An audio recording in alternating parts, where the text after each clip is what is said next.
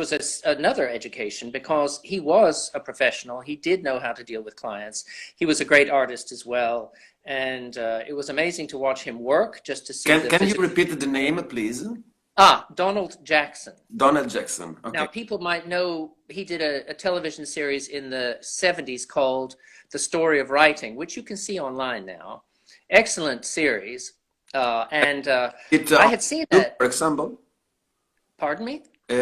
I can find this series on YouTube. Find it on YouTube, The Story of Writing. The Story of Writing. Wait a minute. Really, really fine series. It's dated to, obviously it looks like something from the 70s, but Donald's knowledge was, and still is, Jackson, yes. Yeah. So, of course, when I was a boy in Texas, I saw this on television, and he became my hero. I could never imagine that maybe 10 years later, I would wind up working for him. Wow. Which was amazing, because the thing about Donald, and I've said this to so many people, is when you saw him write, his entire being went into the point of the pen. There was no space, there was no time, there was no mind. Everything that you would think the Zen experience could give you, he had at the point of his pen. Oh, okay. That made him a truly great craftsman, but also an inspired artist, because he just lived in the materials so completely. And I've never been able to achieve that myself. I'm more my head. He was truly, his entire being. But seeing him do that was a lesson in itself. And watching him put compositions together by cutting and pasting and being very spontaneous, it was the opposite in a way of what we'd learned at Roehampton. And so that was a full education just working for him. So I've always been very grateful for it. Amazing. And you talk about this deep immersion on calligraphy about Donald Jackson, no? Yeah. For you, what represents calligraphy? Do you mean now? Or during your life, in general question? That is, of course, the biggest question you could ask me. You can't answer. It's not a problem. Right. Well, people still love you. It's been obviously the great passion outside my family, outside my wife and daughter, the great frustration, and in one moment a great sense of security and achievement, and sense that I know what I'm doing. In a moment later, a sense that I don't know anything at all and I should never have started. It just, the mood swings that I have are enormous. So everything that you might expect to experience in life generally, from love to hate, frustration to feelings of success, tranquility to excitement, I get all of those out of calligraphy at different moments. Is something that follow your feeling? We can say something like this? Yes, but it might even shape my feelings. It might actually go both ways. So the emotion creates the work, and the work creates the emotion. So if I pick up a certain pen, and I just happen to have one kind of paper that I grab at that moment, that pen feels a certain way on the paper, and that leads to a certain kind of mark and a certain texture, a certain sort of letter, and those are emotions. So I might start taking on that emotion because the process is giving it.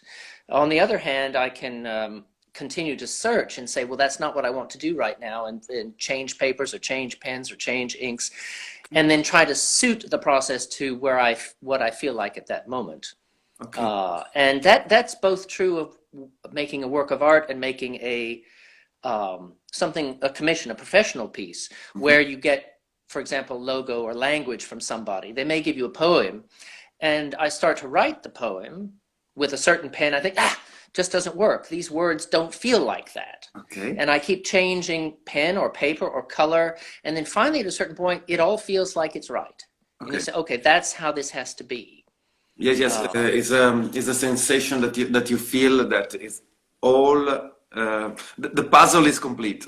Yeah, Okay. and that's actually very rare, I find. There's always that sense that it could just be better, or it should be different, or if it's for a client, there's always the question, is this what they're looking for? And then when making a personal piece, a work of art, then the great thing, the difficult thing is to not imagine some other person, not think, what would viewer X think about this? But really only, what do I think about this? I find that really quite difficult, because it's always a dialogue for me between what I'm doing and some outside world. And even my works of, my personal works, my works of art that I do for myself, they're still in dialogue with something. Usually they're in dialogue with the great traditions of calligraphy. Yes. How does this fit in the Western tradition? How does this fit if we look at Arabic calligraphy? What would happen if I showed this to a Chinese calligrapher from 500 years ago? You mix a lot inside of your works. You mix a lot, lots of different roots of calligraphy. Yes. It's a thing that because you have created the hashtag "Stop Making Boring Letters," yeah, and I love it.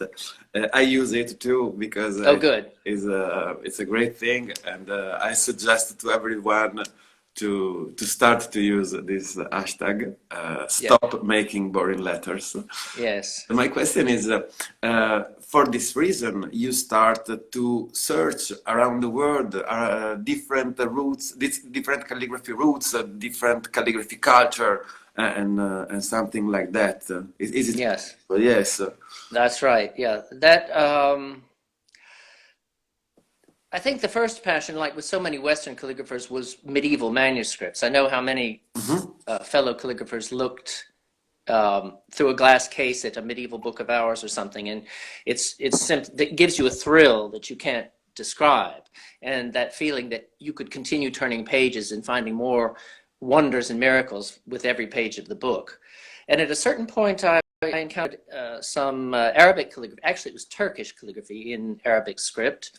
Yes. At an exhibition in London, and I just was looking at the letters and thinking, oh, these are unbelievable. But I didn't know why. I had no way of understanding what I was looking at, because all my mental structures there are about Western letters, the geometry of Western writing. And just at that moment, a German calligraphy teacher called Hans-Joachim Burgert, who has died about 3 years ago, I believe, he came to London to give a workshop, and he was somebody who had analyzed writing from a completely formal or gestalt point of view.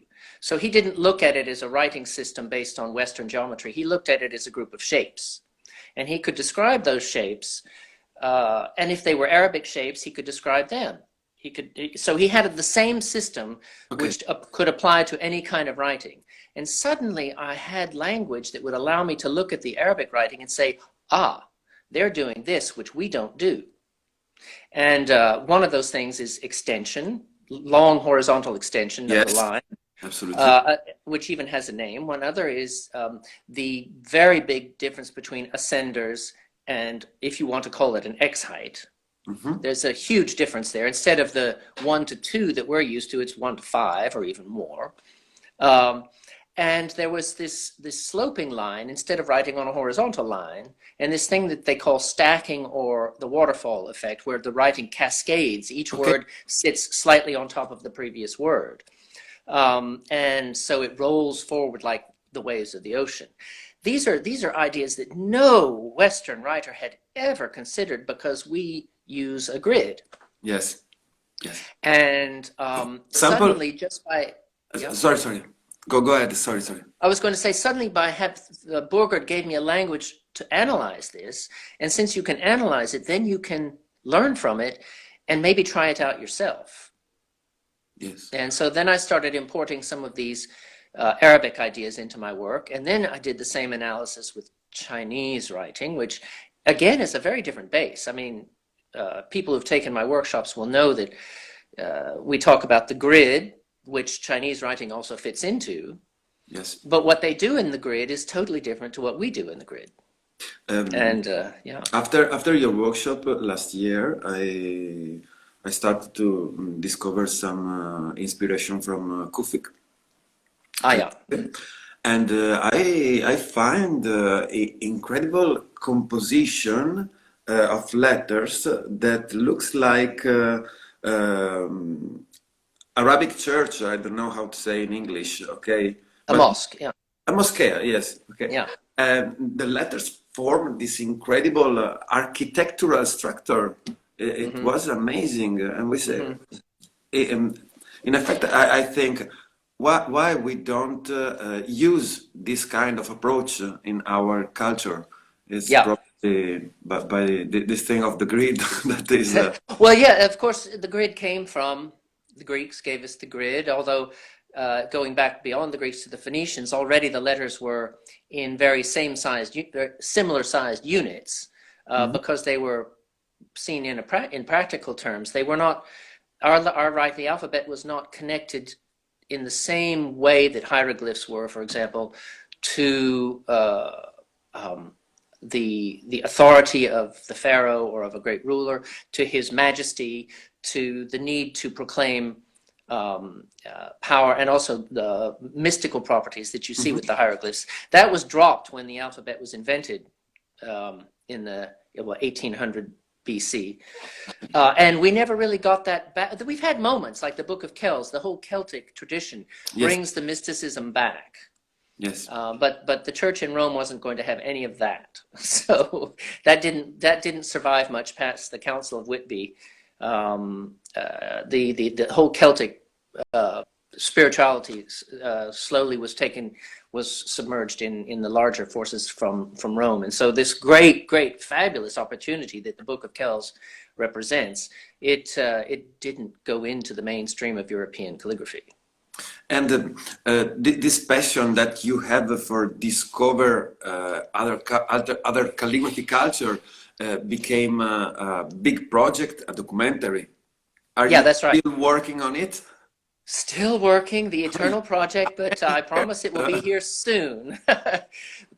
We started more than 10 years ago, but the final editing is being done for the version that will be shown on the continent of Europe. Okay. The editing then begins for the BBC version, which will, I suppose, be finished by end of this year for broadcast next year. Yeah, so it's a three-part documentary which goes back to the origins of writing in all the places where writing started, which is Egypt, Sumeria, China, and with the Maya in Central America. So these are four independent origins. And it's amazing because they did the same thing in all four. They developed the rebus principle, and they combined that with a radical or a signifier, you'd call it. And this gave them the ability to write all of speech. So that's what writing has to be. Pictograms won't get you there. Mhm. You have to be able to record all of speech. And the only people in the world who've kept that to the present day, of course, are the Chinese. So their system is the one they invented, Yes. never became an alphabet. Ours became an alphabet in Sinai in 1800 BC at the hand of Canaanite workers. And we went there and filmed it. It was absolutely amazing to see the very first ox head Aleph, letter A, carved in the rock. Okay. And you travel around the world with the BBC troupe. Can you explain Well, yes, it how wasn't you BBC Troop. It was an independent production house. We traveled, yeah, 9 countries, I think. China, they went to Australia. I didn't. We went to Uzbekistan so that we could really cover this unbelievable flowering of Islamic book production in Bukhara and Samarkand, and Egypt, of course. Sadly, no place where we could film cuneiform because there's war there. Turkey, Italy Okay. had a wonderful mess to do, and Spain, and then other places in Europe. So yeah, it's been a huge adventure, and I've learned. I mean, it's like going back to college for several years. Really. Okay. Yes, but a worldwide college. Yeah, Yeah. yeah, And absolutely. all the project was written by you alone or by. No, no, no, no. It's team effort. I basically my part was to ask stupid questions that nobody thought to ask, and then to see For what example. happened when. Well, for example, is there some, did it make a difference in any kind of historical development that we had a grid-like writing system and that the Arabs had a musical-like writing system?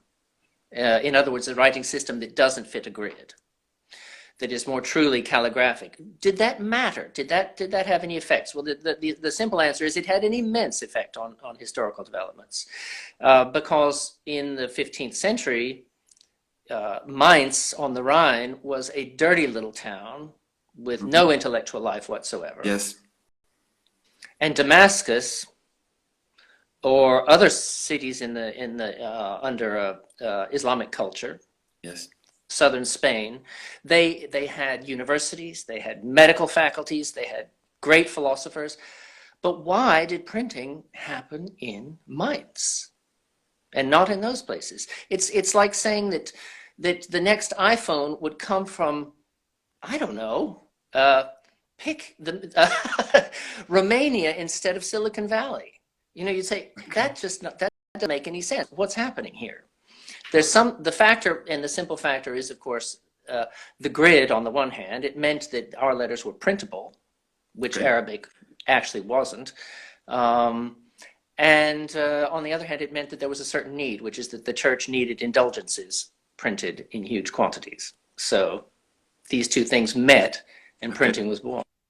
And I see, for example, and on your Instagram profile, I see this incredible picture of wood blocks in China, for example. Yeah. Talking about print.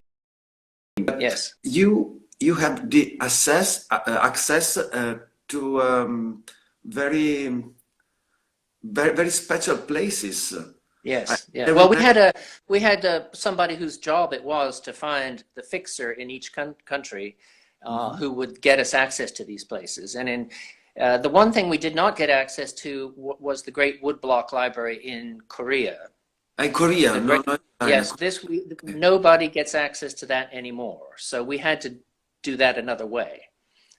Sadly, it was one of my great dreams to be able to film there, but it's World Heritage, and they consider it very, very fragile, so they don't allow filming anymore. Okay. But we were able to find in Beijing a bookstore where somebody still cuts the wooden blocks by hand for printing. Okay. So we simply filmed somebody actually doing it, and that's a learning curve in itself. Just one of the things that we do in the documentary is, or I do, is I try it out. I get a piece of papyrus and I write on it with a reed pen, the way a Roman slave would have done. And I get a piece of parchment and write on it with a quill. And compare the experience of the two. And because we know, for example, that you could order books in ancient Rome and you could expect to pick up the final version a few weeks later. It was quick. Whereas we know from contracts about medieval books, if you ordered it this year, you may get it next year, if you're lucky. Yes. And on top of that, there was the cost difference. So